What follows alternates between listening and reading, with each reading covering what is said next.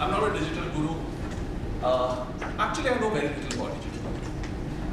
But what I've been working with for the last 20 years and more so in the last 3 or 4 years is consumer experience. What customers feel and what they experience. And you know what? It's changed my definition of what is digital. And I'm going to start with this story about, what is a digital consumer experience? Digital consumer experience? There is something called a consumer experience. What is a digital consumer experience? In the beginning of this month, it was the beginning of the month, it's my birthday, right? But I was stuck in Singapore. So I was in a hotel called the Fairmont, and it was the first time I was there. So I checked in on 4th of May, and I was there till 6th of May, and 5th of May is my birthday. And I was there with about 400 odd people in Singapore. Clients, conference, dealers, networks, none of whom knew it was my birthday. Now, at my age, it's okay, birthday is not a big thing, but stuck in a city, working through this thing, nobody knows that it's my birthday. So I realized that it was a reality. Woke up in the morning, got a call from my wife and my daughter and my parents from India and wished me and some close friends, and that's it. Till I came back in the evening, and in my hotel room, there was this lovely tiramisu cake with my name, wishing me. Now, I'm not a loyalty card holder of Fairmont. This is the first time I was staying in Fairmont, Singapore.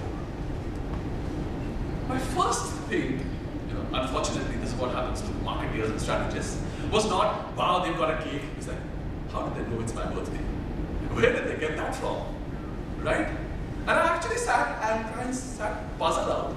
Did they check my Facebook profile or something? How did they know it was my birthday? And, actually, before eating the cake, so I was very touched and I had a little bit of the cake. And I went down to the lobby and I had to find out. Listen, guys, thank you so much. I'm really touched, and I was really touched. They said, how did I know it was my birthday? And they said, sir, you know what? Every time you check in, it took me a while to figure this out because they would tell me immediately, is that we scan your passport when you check in, right? And on your passport, so we've developed a software where passport scanners are already there, but they're supposed to be read by immigration officials. So they scan, they just don't take a photocopy of the passport, which everybody does. Now, most hotels don't even look at the photocopy of the passport. They just scan it because they have to and they keep it. But here is a group of people who were scanning it real time, putting it into a database, and just checking to see if it's somebody's birthday for a guest who's staying. That wasn't a digital customer experience. But you know what? It's the technology that made it possible. So a customer experience is not digital. It's a customer experience. And the one thing that I've learned over the last 3 years is just that. The digital potential is immense. But don't start by thinking digital. What can I do digital? What is my digital marketing plan? I was listening to Jyoti's presentation. I think she's left me. About, the customer doesn't want digital application. Yes, the customer does not want. But what they're doing is they're back-ending digital to deliver a fantastic customer experience. For the last 2 years, I've been working with Maruti Suzuki, and I've had the privilege of sitting with them, brainstorming, co-creating a channel called Nexa. I'm sure some of you are aware of it. It's the new premium channel that Maruti Suzuki launched, from which they're retailing some of their cars. And the whole reason they came up with Nexa is because there was this whole group of customers who were kind of not rejecting Maruti Suzuki brand values, but they were saying that, you know what, I'm now moving up to a Honda and I'm moving up to a Toyota, so why do guys still make superb cars and I want to buy your cars, but I've kind of arrived in life. And we use terms like, they're the digital savvy customer. So part of the whole, so the bigger project was actually creating the retail identity, the branding, conventional branding, the retail experience. And I was talking to some people during lunch. One of the things that as a conventional strategy planner, you're taught to look for insights. And when you start doing retail, you can discover that there's not one insight, that it's like 1,000 insights. So you look, standing in front of the showroom, what do you want the customer to feel, experience? Part of it, and trust me, we went down the same route, said, let's do, we launched Nexa in July last year. Like January, we rolled out about 100 showrooms. And we started off with the conventional digital marketing. Okay, we have a website. What should be the website experience? Then we went to social media. What should be the role of social media? Online reputation management. Then, what, we need an owner's app, because everybody has an owner's app. So let's create an owner's app. And then we realized that these were things that were kind of not talking to each other. And they were residing in something called the digital space with offering a digital experience. And the customer didn't want that.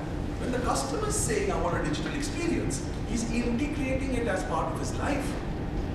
So we actually started plotting the customer's experience. We said, so what, how do we make this experience possible? And then we went into, okay, let's do digital marketing.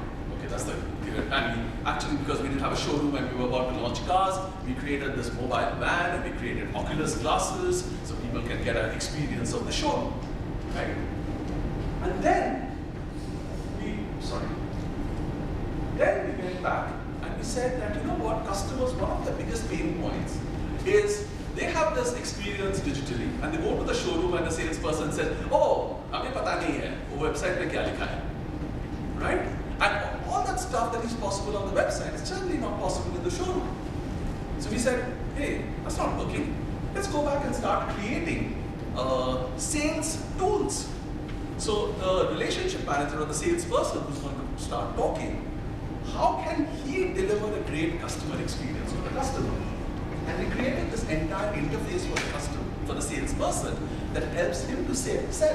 So it helps him to explain the product. It helps him to compare this car versus a competitive car online. It helps him to easily pull up insurance data and and customer data. And again, when we started going back, we said, one of the biggest pain points is salespeople ask too many questions. They want to know everything before they show you the car. And the customer doesn't want that. So we said, what is it that we can actually capture? What is important for us? And we said, the most important thing that we need to capture is his mobile number. That's it. There's a whole lot of, I don't even need to know his address, so why should I capture his address? It's not that I'm going to do anything with his address, right? I'm not going to land up at his house. The only thing I need is his mobile number. So let me only capture his mobile number and email address. That's it. And then we discovered that the third most important thing that we need to capture is actually his preference for coffee. What did we offer him? What did he ask for? Because next time he comes to the showroom, I have it on a database, hey, this guy asked for a black coffee without sugar. And can I offer him that? So, and that's exactly what we capture when a new customer walks in. His mobile number, his email. Okay, then what is the conversation that happened? And he asked for this car, he asked for this color, this is what he wanted. This is the beverage that he asked for. And he came in with his family. He has a daughter, he has a son. Suddenly the whole experience is defined not from the brand's point of view, what do we want to know, but how can I deliver a better customer experience? The customer doesn't even know that this is what somebody is noting down. That's the other side of it, right? And then we said, so can we get into a cartoon? Can we make that sales tool very, very rich? Then we realized that, hey, of course we've got this great sales tool, but you know what? It's a one-on-one tool. So can we introduce new technology into the showroom which can mirror that? So I can throw that the data on my tablet onto the TV screens, Apple TV or whatever, right? Suddenly it all starts getting integrated, right? Right down to the TV in your showroom, which mirrors that technology.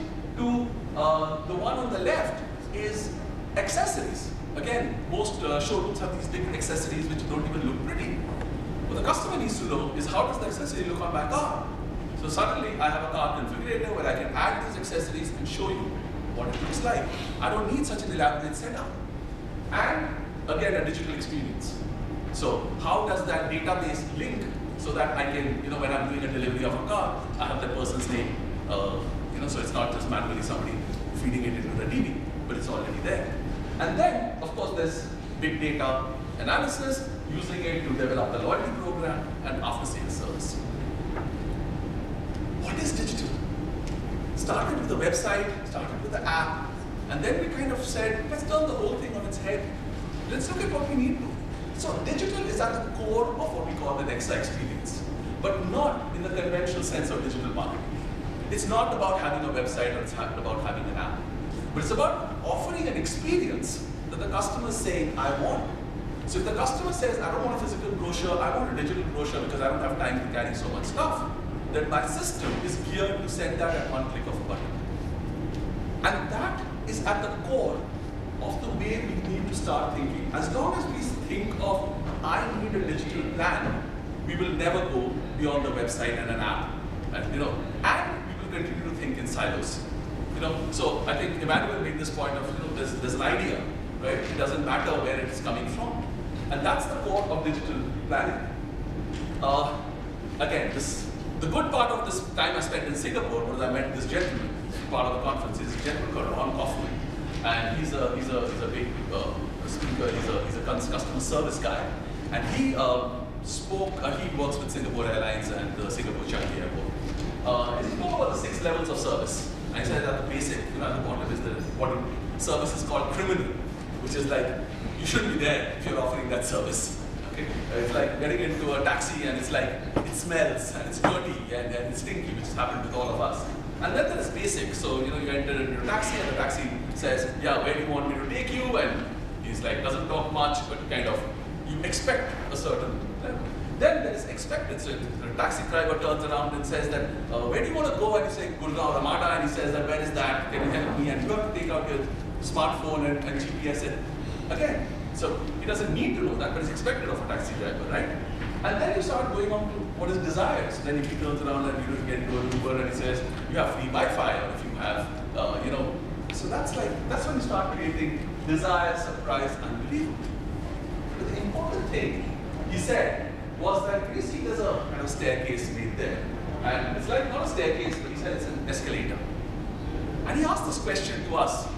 This customer service chart, is the escalator going up or is it going down? And everybody in the room said, of course it's going up. Because you know what, you need to keep improving. He said, no, the escalator is going down. What is surprising today is desired tomorrow, is expected the day after, and it soon becomes basic.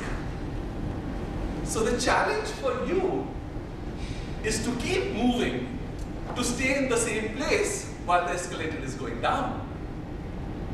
And that is what digital makes possible. Again, digital is an enabler. It's what the experience that makes you possible to ensure that you're at least staying at the same place, if not moving up while the escalator is going down. So, we created Nexa. We were like feeling very good. This thing about coffee, great. We thought it was a great insight. Capturing people's coffee. Then we went to Japan. And we went to this Lexus show in a place called Ichigawa, Tokyo. And that's outside Tokyo. And that's the Lexus lounge. And this guy in Japanese with a translator kind of explained to us their level of customer service. So every time a customer sits in that lounge, they make a note on the system where he sat, which seat, which magazine did he pick up and read? Was he hard of hearing in one ear or not? Is he left-handed or is he right-handed?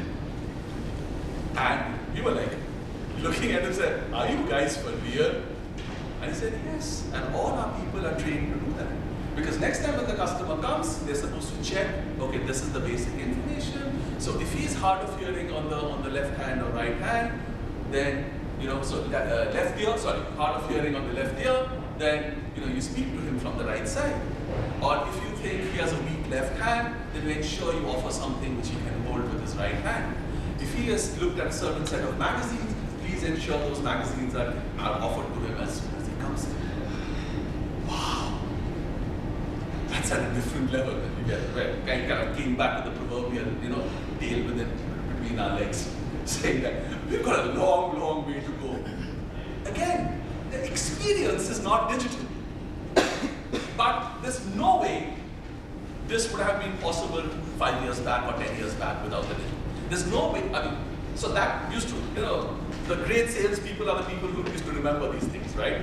But that's what digital makes it possible to have, capture that data, to make it accessible, and then to be able to use that data. So again, what's a digital strategy? We were speaking, again, during last time I was speaking to somebody about smartphones and we were having this conversation about, are we using the mobile technology right? I want to play this video from Hamburg, Japan. It's about an aquarium, right? So I'll play the video and then we'll, is the video not playing?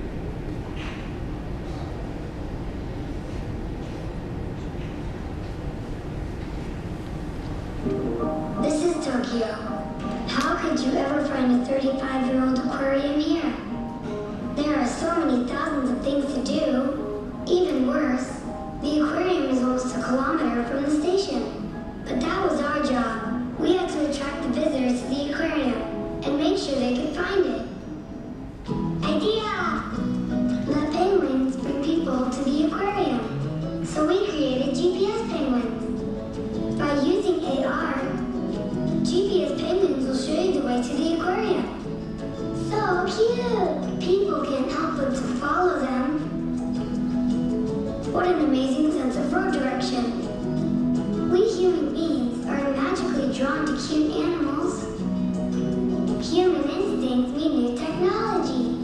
It was a world first. Motion capture technology applied to penguins. Our GPS penguins walk exactly like real penguins. Genuine penguin movement. 手を左右に振って重心取りながら歩くんですけども、科学的にデジタルでうまくこれ証明されたことになりますね。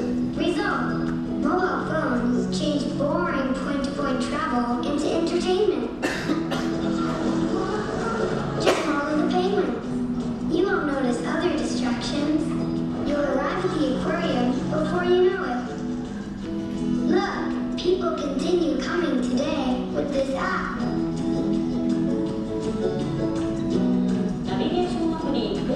GPS penguins were a hot topic in many media.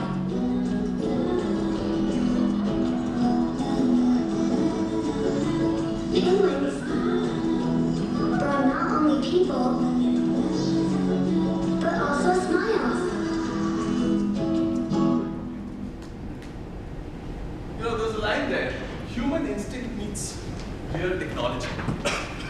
I challenge you, if a client or if you start by saying, we need to have an app for this aquarium, you would never have thought of this idea. You would say, okay, what can I do? I can have the navigation of the place. I can, I can show what other speciality, what is there. It's only when you start thinking with a customer, hey, the customer needs to reach this place. There are so many aquariums. How can I guide him there? And there's a mobile, and there's a GPS, and I can integrate it. And then you start pushing that boundary, and you stop thinking like a client and say, what does the customer want? Is it true? And then map that entire, if it was a robotic penguin just going ahead, typically, that's not fun, that's not buzzy, right? But, these people, they can waddle, walk like a penguin. That's the interesting part. That's the fun part. Again, the only way to have cracked an idea like that is through this. I'm not going to play any of the other films. What I'm going to quick go through is, again, Pizza Hut. They do it very well. I call up Pizza Hut and they say, hello, Mr. Banerjee, are you calling from this number? And I say, yes. Is this, would you like your usual, this pizza with jalapenos on it? And I say, yes. And they say, great, would you like it at this address? I said, yes. He said, thank you, sir. your pizza will be, and this happens to me every time because I'm like a creature of habit and I've ordered the same pizza, thanks to my daughter, every time. And then I asked them actually, because I just wanted to know. So I said, so how do you know? And the person said, sir, because you are a valued customer. The person sitting there didn't say, sir, I have your data in a CRM system right in front of me and your previous habits, right? He said, you're a valued customer. That's again, the technology, push it back, don't push it forward. Domino's was the same. So I was narrating the story to a colleague of mine in office, and she said, you know what, Domino's use these coupons, and they've started customizing the coupons. They know that nobody in my family touches a veg pizza with a large bowl, so they've stopped sending us veg pizza coupons. They only send us non-veg pizza coupons. Great. There's somebody at Domino's sitting at the back and thinking, which is fantastic. Customer service needs technology. You all have seen the Honda Type R ad, right? Most of you all type the letter R and the PVC flips from the morning to the night. Sorry, it's like it's a YouTube. Again, it's a Google technology that made it possible. But again, if somebody had come and said, you know what, there's a toggle key, you would never have come up with an idea like that. It had to be based on the fact that there's a brand promise and how can we work to deliver on something like that. This last one, I'm not going to try it, I'm just going to talk through this because the video is a bit long and we're short of time. It's something Google did in Japan. And I think it's one of the most famous stories. After the earthquake, after the tsunami, they went back and said that, okay, what can we do? People have lost everything in their lives, right? We can't replenish that. We can't make it. Let's Google, what is it that we can do? I'm sure there's somewhere that we can contribute to their lives. And then they realized that one of the biggest things that was going through in Japan at that time was a sense of nostalgia about what they've lost. So yes, I've lost my personal life, I've lost maybe family, I've lost my luggage, I've lost my earnings. But I've also lost a sense of identity with the place that I was. You know, the school that I was going to is gone. A monument that there was in my city, that's gone. My local house, neighborhood, parks I played in were gone. So they co-created a community where they invited people to share whatever pictures they had from their archives, to put them, to help people get back their memories. So suddenly, maybe this person has lost everything, but somebody has pictures of an old game or an old monument of the school. Please share it so that the people who lost all their information can hold on to it. It became such an emotional bond with the customer that that people still contributing to it today. So many years after the tsunami. And what I call it, the consumer's heart meets technology. So the question to answer is, what's your customer experience? So what does the customer want? What do you want him to give him?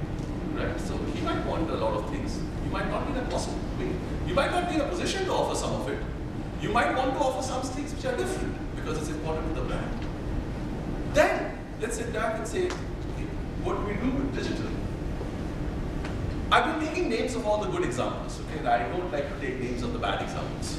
And over the last 2 weeks, I've some horrendous, I hope there's nobody from the travel industry, because I've had 2 very bad experiences, one from the #1 ticket booking site and the other one from the #1 hotel site. I'll leave it to you to guess. Ticket booking site, so I booked a set of tickets. Superb experience, okay? I bought the ticket, I bought it online, perfect. As soon as I finished making the payment, within 5 minutes I get a call from sir, you just put a ticket, booked 2 tickets with us to ABCD. Yeah, yes. Sir, you are entitled to a discount coupon of up to 15,000. Great, give it to me.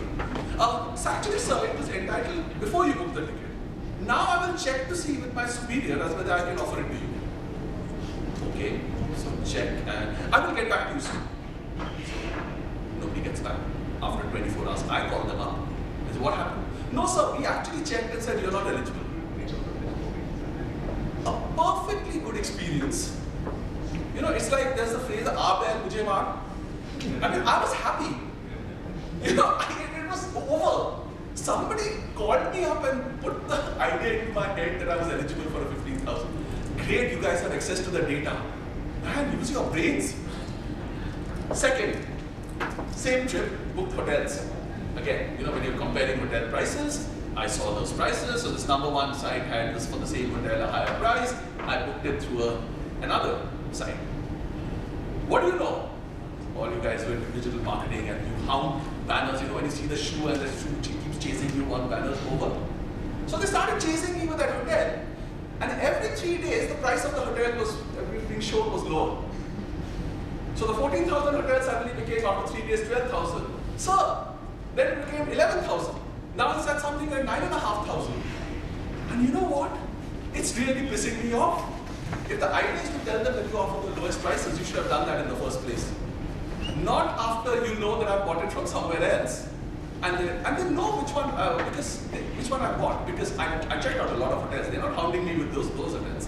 They know exactly the hotel which I bought. And so again, just because you have the data and you think it's a great idea, you know what, let's keep going to it. He'll realize that he's made a mistake, and I'm sure next time he'll buy from us. No, I won't. Because I know that you guys don't offer the best rate in the first go. You probably wait for me to buy from somebody else, and then you'll offer me a good rate. I don't want your business. Put yourself in the customer's shoes. Don't piss him off. So, again, what's your consumer strategy? What's your consumer experience? What's your consumer strategy?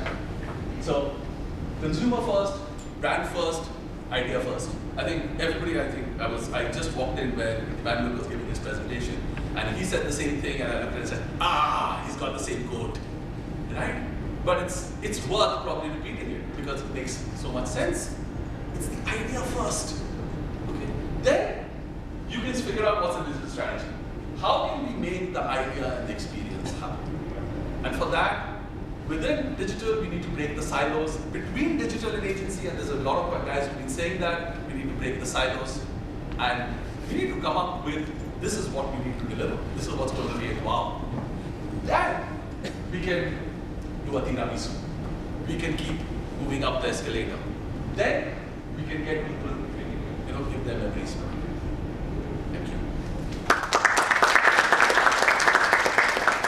Any questions?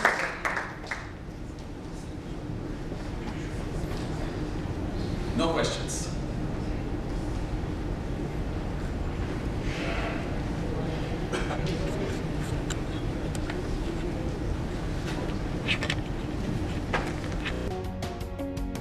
Thanks for watching.